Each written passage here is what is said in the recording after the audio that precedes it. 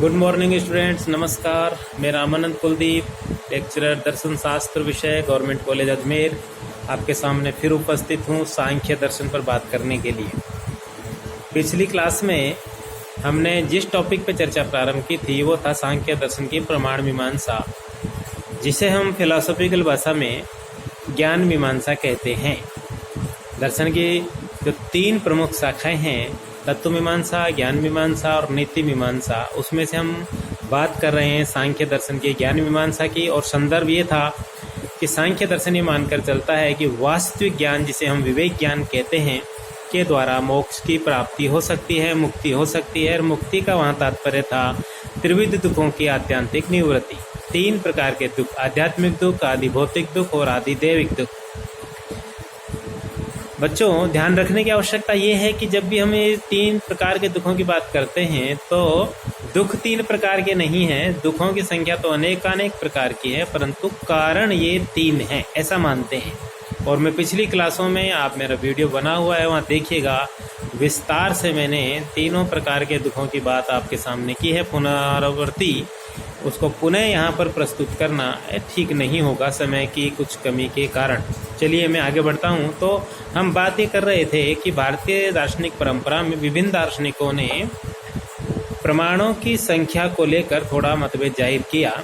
प्रमाण से अर्थ भी जान लेना जरूरी था। मैंने फिर बताना है कि प्रमाण का अर्थ है यथार्थ ज्ञान का साधन।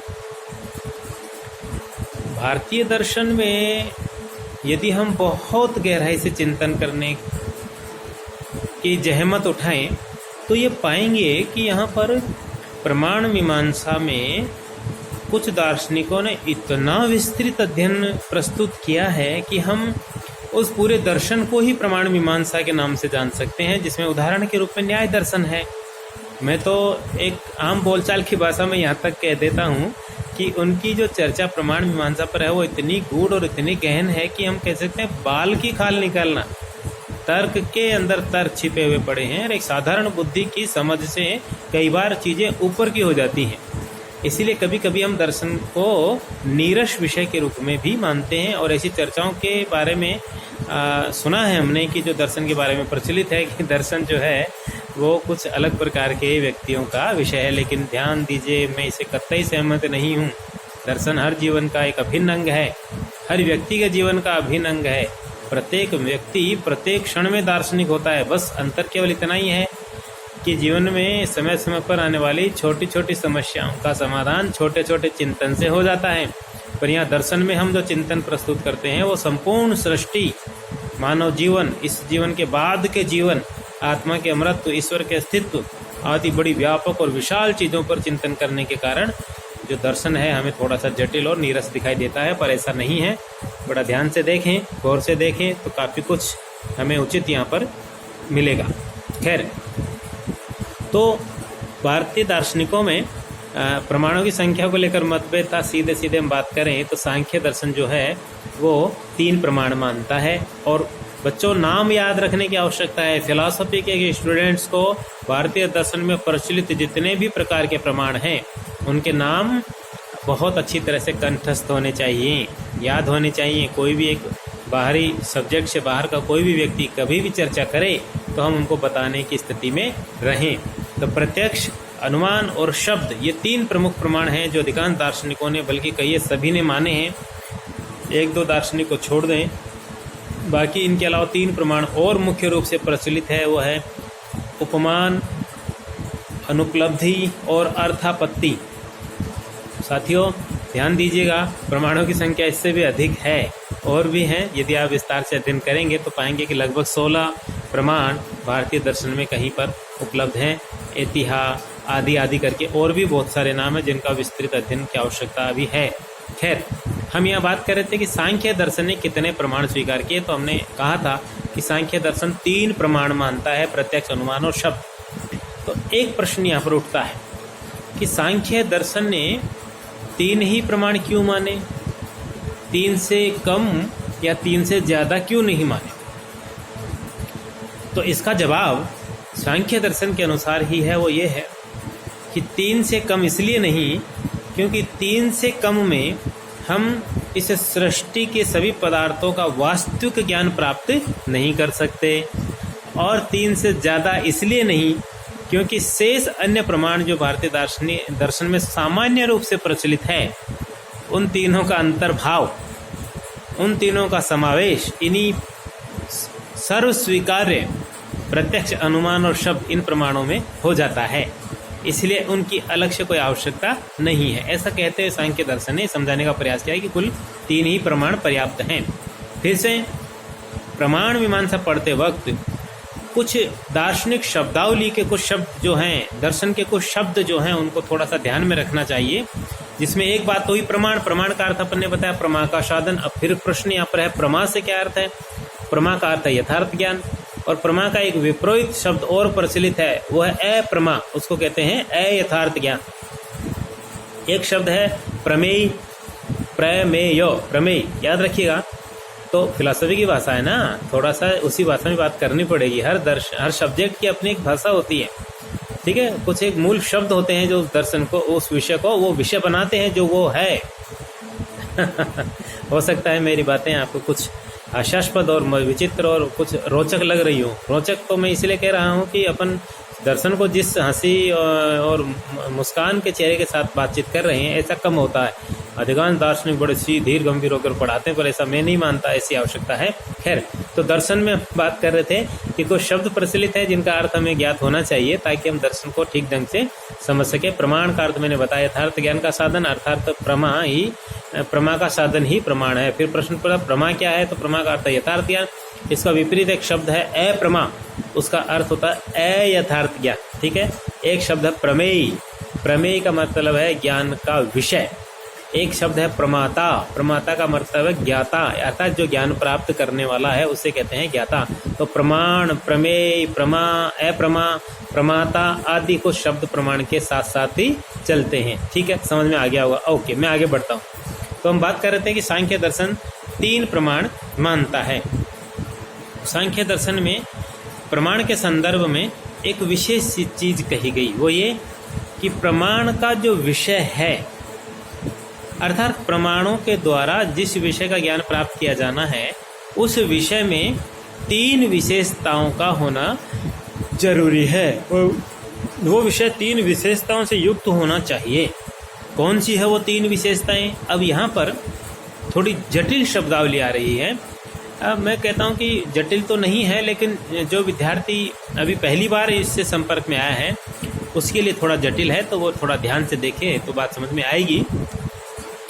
तो जो प्रमाण का विषय है उनमें 3 विशेषताएं जो होनी चाहिए, 3 विशेषताओं से युक्त जो उसको होना चाहिए वह है, एक वह असंदिग्ध हो, असंदिग्ध मतलब निश्चित। दूसरा है वह अविपरीत हो, अविपरीत मानी बाधित न होने वाला। और तीसरा है वह अनधिगत हो, विषय की बात कर रहे हैं ना, अनधिगत यानी पूर्व से अज्ञात। तो विषय का असंदिग्ध, अविपरीत और अनधिगत होना जरूरी है। उसी विषय का ज्ञान जो होगा वही प्रमाणों के द्वारा प्राप्त ज्ञान कहलाएगा। सांख्य में 3 प्रमाण माने गए हैं, और इसके संदर्भ में एक कारिका, जो चतुर्थ कारिका है, ईश्वर कृष्ण द्वारा रचित पुस्तक है ना सांख्य कारिका, उस पुस्तक में चतुर्थ कारिका में उन्होंने प्रमाणों के संदर्भ में कहा है, दृष्ट मनुमान आप्तम वचनम सर्व प्रमाण सिद्धत्वात् त्रिविधम प्रमाणमिष्ठम प्रमेय सिद्धि प्रमाणाधि। ये अर्थात दृष्ट, अनुमान और शब्द 3 प्रमाण हैं। इन्हीं में अन्य प्रमाणों का अंतर्भाव हो जाता है। प्रमाण से ही प्रमेय की सिद्धि या निश्चित ज्ञान होता है। भाषा मैंने फिर कहा ध्यान देने की आवश्यकता है। इस कारिका में यह समझाने का प्रयास किया गया सांख्य में कि 3 ही प्रमाण हैं, दृष्ट माने प्रत्यक्ष, दूसरा अनुमान और तीसरा शब्द, और अन्य प्रमाणों का अंतर्भाव इन्हीं 3 में हो जाता है। और इन्हीं 3 प्रमाणों से सभी प्रकार के प्रमेयों की, प्रमेय मानी ज्ञान के विषय की सिद्धि अर्थात निश्चित ज्ञान होता है। आई बात ध्यान समझ में? ठीक है। प्रमाणों के स्वरूप को लेकर भी सांख्य दर्शन में एक कारिका प्रस्तुत की गई है, प्रमाणों के स्वरूप को लेकर। तो एक बार मैं उसको भी पढ़ देता हूँ, आपके सामने प्रस्तुत कर देता हूँ। प्रमाणों के स्वरूप को लेकर, ऊपर की जो कारिका थी वो प्रमाणों की संख्या को लेकर थी, दूसरी कारिका जो है वो है प्रमाणों के स्वरूप को लेकर। ठीक है, चलिए। तो प्रति विषयाद विषयो दृष्टम त्रिविध मनुमान ख्यातम तल्लिंगी लिंगी पूर्वकम आप्त श्रुतिराप्त वचनम। तू, लास्ट में तू शब्द और जुड़ा हुआ है, मैं फिर से बोल रहा हूँ। प्रति विषयाद विषयो दृष्टम त्रिविध मनुमान माख्यातम तलिंग लिंगी पूर्वक आप्त श्रुतिराप्त वचनम तु। ये उपर्युक्त कारिका में तीनों प्रमाणों का लक्षण बताया गया है, अर्थात उनका स्वरूप स्पष्ट किया गया है। पर इस कारिका को देखकर तो एक आसानी से हम इसका अर्थ स्पष्ट नहीं कर पाएंगे, पर मतलब समझ नहीं पाएंगे, कर पाएंगे इसे मेरा अर्थ है कि समझ नहीं पाएंगे। तो हम एक एक करके प्रमाणों के बारे में बात करें तो आसानी से हम ये समझ पाएंगे कि इस कारिका में प्रमाणों का क्या स्वरूप दिया गया है। तो सबसे पहले प्रत्यक्ष पर बात करते हैं। सांख्य में सर्वप्रथम प्रत्यक्ष प्रमाण की चर्चा की गई और बताया गया, क्योंकि ये बताया गया कि यह प्रत्यक्ष प्रमाण जो है वह प्राथमिक है। प्राथमिक प्रमाण, प्राथमिक मतलब समझ रहे हैं ना, जो सबसे पहले आने वाला प्रमाण है वो प्रत्यक्ष प्रमाण है। इसको प्राथमिक क्यों कहते हैं? क्योंकि शेष आने वाले अन्य प्रमाण जिसमें खासतौर से अनुमान है, शब्द है, वो इसी प्रमाण पर आश्रित हैं, इसलिए इसको प्राथमिक कहते हैं, ज्येष्ठ कहते हैं। प्रत्यक्ष एकमात्र ऐसा प्रमाण है जिसको सारे भारतीय दार्शनिकों ने स्वीकार किया। बहुत ही रुचिकर बात है यहाँ पर। अर्थात चार्वाक जैसा दर्शन भी, जो जड़वादी है, भौतिकवादी है, वह भी प्रत्यक्ष को प्रमाण मानता है। लेकिन याद रखने की बात यहाँ यह है कि सभी दार्शनिकों ने प्रत्यक्ष के स्वरूप पर थोड़ी भिन्न भिन्न रूप से चर्चा की है। प्रत्यक्ष प्रमाण को स्पष्ट करते हुए सांख्य में जो स्वरूप बताया गया, जो परिभाषा दी गई है, वो है कि विषय से सन्निकृष्ट इंद्रिय पर आश्रित अध्यवसाय प्रत्यक्ष प्रमाण कहलाता है। विषय से सन्निकृष्ट इंद्रिय पर आश्रित अध्यवसाय प्रत्यक्ष प्रमाण कहलाता है। ये अध्यवसाय जो शब्द यहाँ पर है, अध्यवसाय, इसका अर्थ है ये बुद्धि का एक कार्य है, बुद्धि का कार्य। अध्यवसाय मतलब निश्चित करना, बुद्धि के द्वारा निश्चित करना। तो इस प्रत्यक्ष प्रमाण की इस परिभाषा में कि विषय से सन्निकृष्ट इंद्रिय पर आश्रित अध्यवसाय ही प्रत्यक्ष प्रमाण है, इसको यदि और स्पष्ट करें तो इसमें अर्थ निकल के आता है कि प्रत्यक्ष प्रमाण का पहला जो विशिष्टता है, पहली जो विशेषता है वो है कि विषय से सन्निकृष्ट, अर्थात एक विषय चाहिए जिसको अपन ने प्रमेय कहा और जिसके ऊपर तीन विशेषताएं बताई गई थी। क्या बताई गई थी? असंदिग्ध, अविपरीत और अनधिगत, है ना। असंदिग्ध, अविपरीत और अनधिगत, ये तीन विशेषताएं पर बताई गई थी। तो एक विषय चाहिए, फिर विषयों से सन्निकृष्ट यानी विषयों से संपर्क होना चाहिए। अब संपर्क किससे होगा? तो इंद्रियों पर आश्रित, यानी वह सन्निकर्ष इंद्रियों के द्वारा होगा। और विषय बाह्य है, इंद्रियां भी बाह्य हैं, बाह्य इंद्रियों से विषय का सन्निकर्ष होने पर उस विषय का रूप, रंग, आकार और प्रभाव और गति, ये जो है ये बुद्धि तक पहुंचती है। तो बुद्धि उस विषय का स्वरूप निर्धारित करती है, इसलिए यहाँ पर अध्यवसाय शब्द का प्रयोग किया गया। तो ध्यान दीजिएगा, तीन चीजें प्रत्यक्ष प्रमाण में जरूरी हुई, बाह्य विषय, इंद्रियां और बुद्धि। बुद्धि विषय का स्वरूप निर्धारित करती है।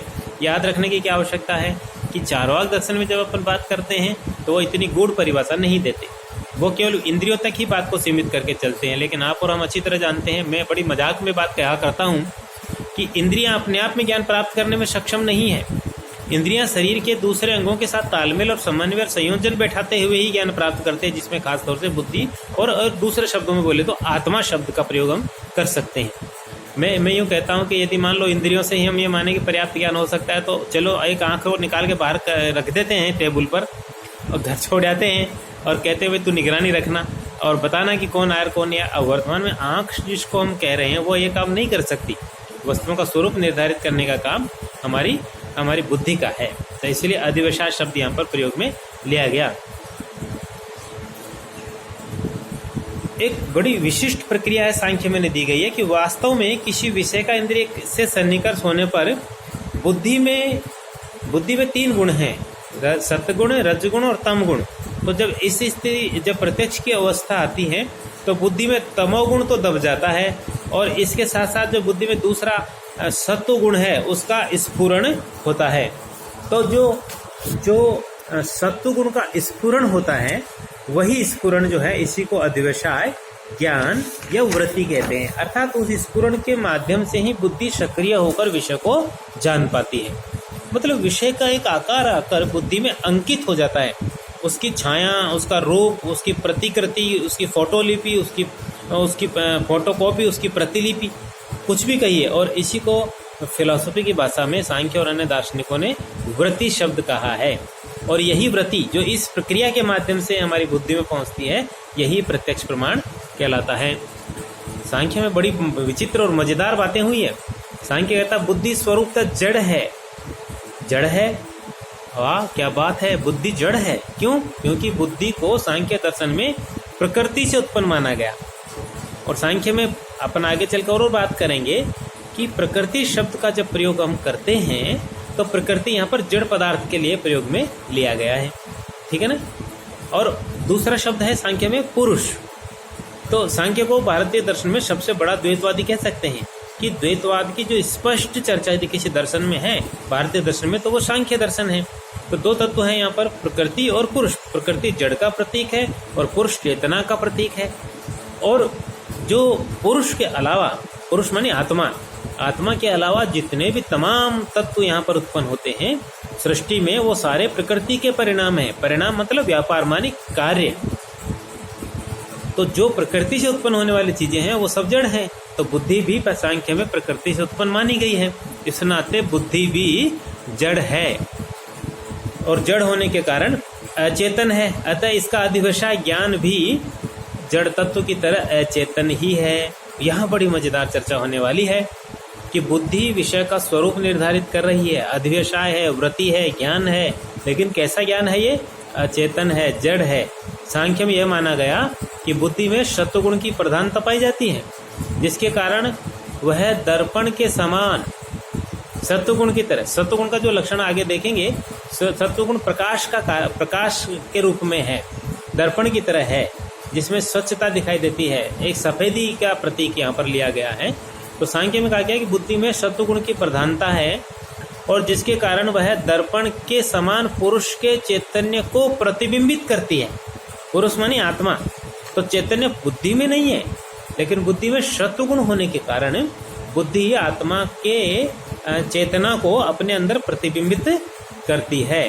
पुरुष का चैतन्य, आत्मा का चैतन्य उसमें प्रतिबिंबित होने पर बुद्धि जो है वस्तुतः अचेतन सी, अचेतन वृत्ति, परंतु उसकी वह चेतन वृत्ति उद्भासित हो उठती है तथा प्रकाशित होने के कारण प्रत्यक्ष ज्ञान के रूप में परिणित हो जाती है। देखिए मेरे साथियों बंधुओं, यहाँ पर हम खास चीज क्या पा रहे हैं कि प्रत्यक्ष ज्ञान बुद्धि पर आकर ही नहीं रुकता। बुद्धि जड़ है, उसकी इस जड़ बुद्धि की इस अवस्था को चेतनवत होने के लिए उसके आत्मा के प्रतिबिंब की उसमें आवश्यकता पड़ रही है। और आत्मा उसमें प्रतिबिंबित क्यों हो रही है? क्योंकि बुद्धि में सत्वगुण की प्रधानता है। ठीक है, चलिए अब इसमें 2-3 मत यहाँ पर सांख्य में दिखाई देते हैं। 2 मत खास तौर से दिखाई देते हैं। एक मत वाचस्पति मिश्र का है और एक अन्य मत जो है वो विज्ञान भिक्षु का है। तो वाचस्पति मिश्र ने तो जो बात कही वो ये थी क्या कि बुद्धि में विषय आया, अधिवसाय हुआ, लेकिन बुद्धि में सत्वगुण की प्रधानता है, इसलिए वो दर्पण की तरह है। और दर्पण की तरह होने के कारण उस बुद्धि में पुरुष का चैतन्य प्रतिबिंबित होता है, उससे वह अचेतन बुद्धि उद्भासित हो उठती है और वस्तु का ज्ञान प्राप्त करती है। लेकिन विज्ञान भिक्षु इस मत से सहमत नहीं है। उन्होंने इस मत से आगे कहा कि बुद्धि में सत्वगुण की अधिकता के कारण जब उस पर आत्मा का प्रतिबिंब पड़ता है तब उसमें भी चैतन्य का आभास हो उठता है, यानी बुद्धि भी चैतन्य सी हो उठती है। इस स्थिति के बाद विषय के आकार से प्रकाशित बुद्धि, अब क्योंकि बुद्धि भी चेतन हो गई ना, तो जो विषय है इंद्रियों के माध्यम से बुद्धि में पहुंचा वो विषय भी प्रकाशित हो गया। तो विषय के आकार से प्रकाशित बुद्धि आत्मा में पुनः प्रतिबिंबित होती है, रिफ्लेक्शन वापस उसका आत्मा तक जाता है। यानी यूँ कहिए कि विज्ञान भिक्षु ने इसमें यह जोड़ा कि ये ज्ञान की प्रक्रिया जो है प्रत्यक्ष की, वह बुद्धि तक जाके रुक नहीं जाती, बल्कि ये आत्मा तक पहुंचती है, और उसी की प्रक्रिया को यहाँ पर इन्होंने समझाया। इस प्रकार बुद्धि तथा विषय के आकार की वृत्ति के द्वारा आत्मा को भी प्रत्यक्ष होता है। परंतु ये मत ध्यान दीजिएगा, विज्ञान भिक्षु का है, वाचस्पति मिश्र का नहीं। वाचस्पति मिश्र ने ऊपर जो बात कही कि बुद्धि में पुरुष का चैतन्य पड़ता है, इसे बुद्धि उद्भासित हो उठती है, और लेकिन ज्ञान बुद्धि तक ही सीमित रहता है। लेकिन विज्ञान भिक्षु ने कहा नहीं, इस ज्ञान का प्रतिबिंब पुनः आत्मा में पड़ता है, इसलिए ज्ञान प्रत्यक्ष ज्ञान आत्मा में होता है। ये एक चर्चा का विषय था, और यहाँ आकर हम थोड़ी सी विराम देंगे क्योंकि लंबी चर्चा हो जाएगी, वीडियो अपलोड करने में दिक्कत आती है। ओके, है ना। जय हिंद, जय भारत। कल फिर मिलते हैं।